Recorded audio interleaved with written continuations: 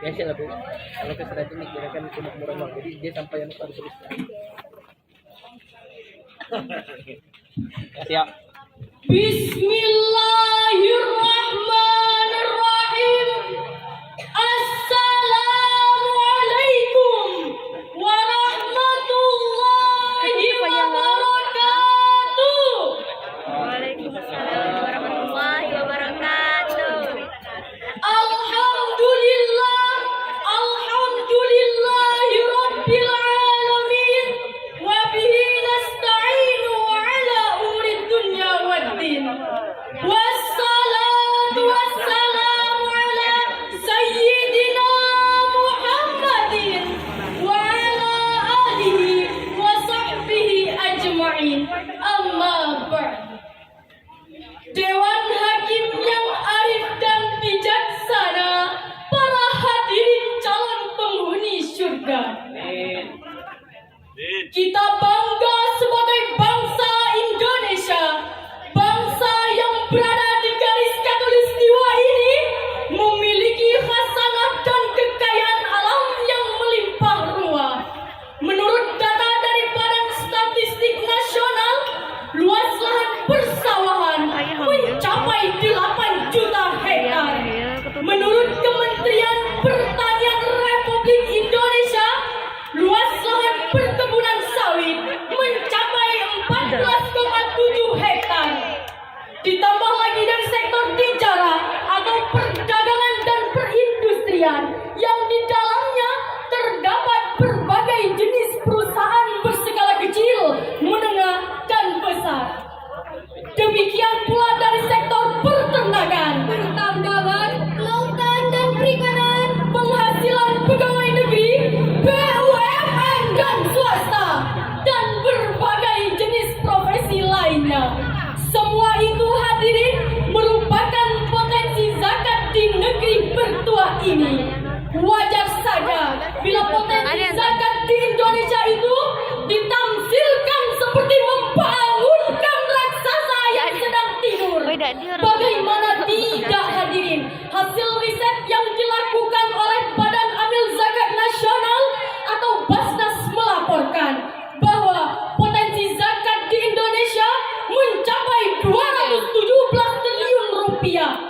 Satu angka yang sangat fantastis untuk mensejahterakan umat dan mengurangi angka kemiskinan. Namun, kuantitas yang mampu dikumpulkan per tahunnya hanya mencapai 3,7 triliun rupiah saja. Potensi zakat yang besar tadi berbanding terbalik dengan potret kesejahteraan umat di negeri bertuah ini.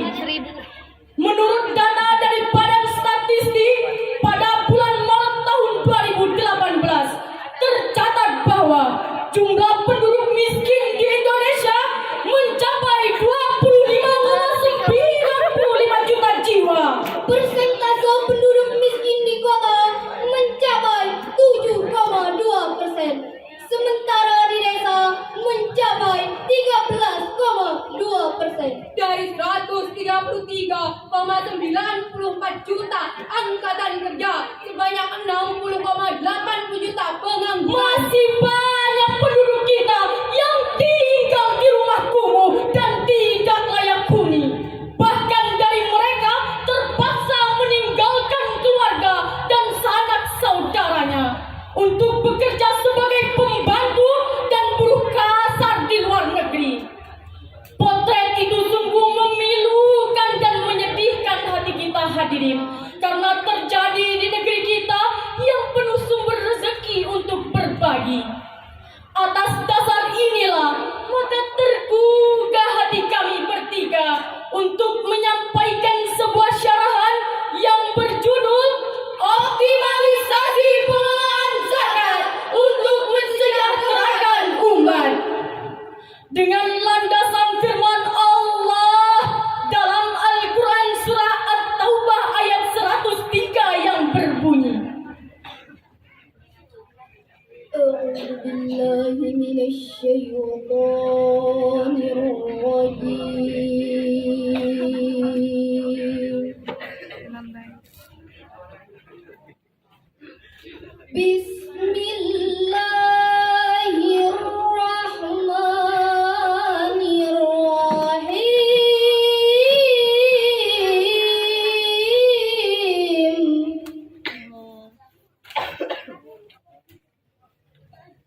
خذ من أموالهم صدقة تطهرهم وتزكيهم بها Siapa yang Refarde? وتزكيهم بها وصل عليهم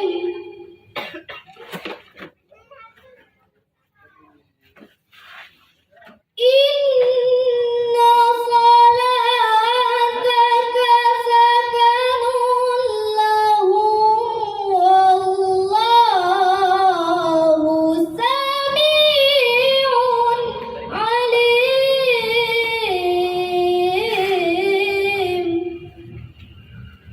Aku berlindung kepada Allah dari godaan syaitan yang terkutuk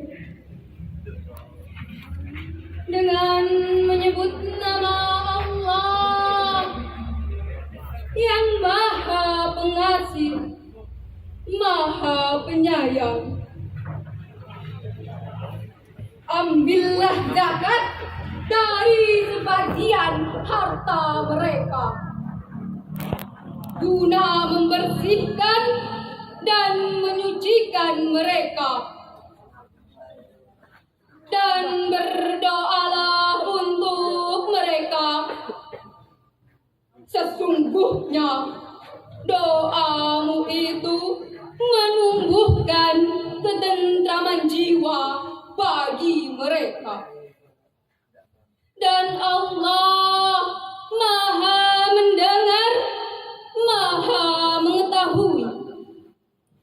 Dewan Hakim, hadirin yang kami muliakan, Asy-Syaikh Profesor Dr. Wahbah Az-Zuhaili dalam kitabnya Al-Munir jilid 6 halaman 28 menukilkan sebab nuzul ayat yang dibacakan tadi dari riwayat Ibnu Jarir dari Ibnu Abbas radhiyallahu anhu berkenaan dengan Abu Lubabah dan teman-temannya yang mengikat diri di tiang-tiang Masjid Nabawi dan tidak mau dilepaskan kecuali oleh Rasulullah sallallahu alaihi wasallam.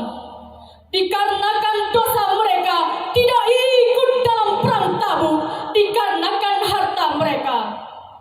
Ketika sudah dilepaskan, mereka datang menghampiri Rasulullah dengan membawa sebagian harta mereka. Lalu mereka berkata, "Wahai Rasulullah, ambillah sebagian dari harta kami dan bersedekahlah dengannya untuk kami dan mohonkanlah kami ampunan." Lalu Rasulullah menjawab, "Saya tidak akan mengambil sedikit pun harta dari kalian." Sehingga turunlah perintah Allah dan turunlah ayat yang dibacakan tadi. Hadirin, Profesor Dr. Muhammad Quraisy Shihab dalam kitab tafsirnya Al-Misbah volume 5 halaman 232 menjelaskan tentang ayat yang dibacakan tadi, walaupun dalam konteks uraian tentang Abu Lubabah dan teman-temannya, ia tetap berlaku umum. Demikian, walaupun dalam redaksinya hanya ditunjukkan kepada Rasulullah, ia juga berlaku umum, yakni ditunjukkan kepada siapa saja yang menjadi penguasa. Oleh sebab itu hadirin, ketika sekelompok orang di zaman Abu Bakar As-Siddiq menolak untuk menunaikan zakat dengan dalih bahwa ayat tadi hanya ditunjukkan kepada Rasulullah, maka Abu Bakar menolak dalih tersebut dan memerangi mereka. Hadirin, Profesor Dr. Yusuf Al-Qardawi dalam karya monumentalnya jilid 2 halaman 747 mengatakan bahwa kewajiban zakat bukanlah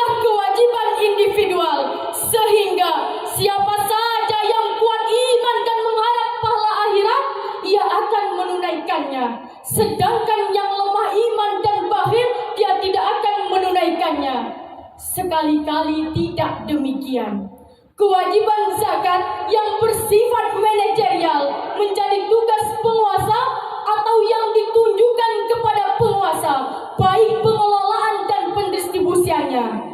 Oleh sebab itu hadirin, dapat kita pahami peran penguasa dalam upaya meningkatkan kuantitas zakat per tahunnya memiliki peran yang sangat signifikan. Saudaraku, siapa kita?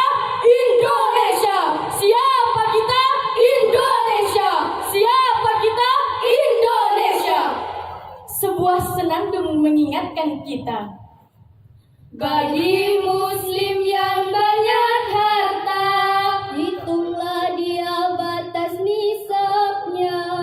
Kalau setahun sudah dipunya, bayarlah pula zakat hartanya. Bayarkan zakat kepada mereka, 8 golongan yang Allah suka, agar berkah selalu terbuka, akhirat kelak berbayar surga, akhirat kelak berbayar surga. Hadirin, Profesor Dr. Yusuf Al-Qardawi dalam kitabnya Fiqhus Zakah jilid 2 halaman 543 mengatakan bahwa para ahli ekonomi telah mengingatkan hal yang sangat penting bagi kita, bukan bagaimana meningkatkan pendapatan, akan tetapi bagaimana pengelolaan dan pendistribusiannya. Oleh sebab itu hadirin, tidak heran jika Al-Quranul Karim menjadi aspek kepada siapa saja zakat tersebut didistribusikan. Jawabannya terdapat dalam Al-Quran surah At-Taubah ayat 60 yang akan dilantunkan oleh qari'ah kami berikut ini. Innamas sadaqatu lil fuqara'i wal masakini wal 'amilina 'alaiha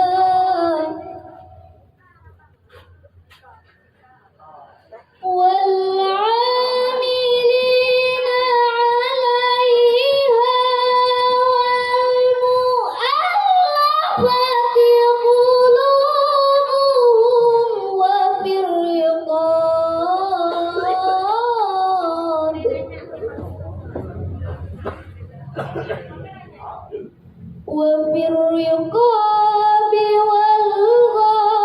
والغارمين وفي سبيل الله وابن السبيل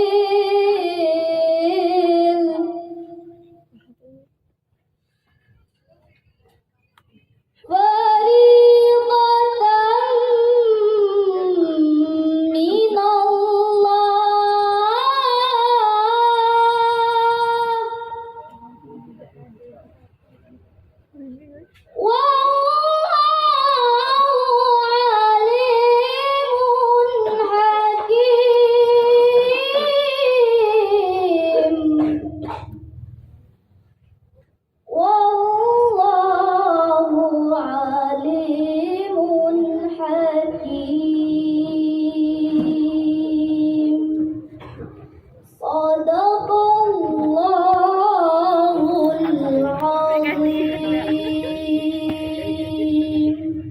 Sesungguhnya zakat itu hanyalah untuk orang-orang fakir, orang-orang miskin, pengurus zakat, para mu'allaf yang dilunakkan hatinya, untuk memerdekakan hamba sahaya, untuk membebaskan orang-orang yang berutang, untuk jalan Allah, dan untuk orang yang sedang dalam perjalanan sebagai kewajiban dari Allah.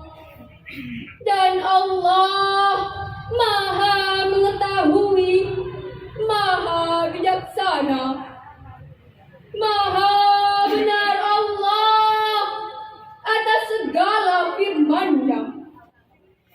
Ma'asyiral muslimin rahimakumullah. Profesor Dr. Muhammad Quraish Shihab dalam kitab tafsirnya Al-Misbah volume 5 halaman 141 mengatakan mengenai unsur pokok terhadap kelompok-kelompok yang berhak menerima zakat. Dan pada ayat tadi terdapat kata innama yang dalam ilmu ma'ani merupakan salah satu adatul qasri yang berfungsi mensignifikan pertanyaan penting selanjutnya. Hadirin, dapat kita ambil beberapa kesimpulan. Pertama, Indonesia memiliki potensi zakat yang sangat fantastis, namun kuantitas yang mampu dikumpulkan masih sangat rendah. Kedua, peran penguasa dalam upaya meningkatkan kuantitas zakat per tahunnya memiliki peran yang sangat signifikan, baik secara profesional maupun proporsional, yang mengharuskan setiap muzaki untuk membayar zakatnya dan dikenakan sanksi apabila mengingkarinya. Saya yakin hadirin, jika setiap muzaki di negeri tercinta ini membayar zakatnya, maka fungsi zakat untuk mensejahterakan umat akan tercapai dan Indonesia akan menjadi negara yang sejahtera, hebat, bermartabat dan maju. Makan kiri. Demikian sarahan yang dapat kami sampaikan, kurang dan lebih mohon dimaafkan. Rukunnya Islam yang keempat, Setiap muslim membayar zakat agar harta menjadi berkat. semoga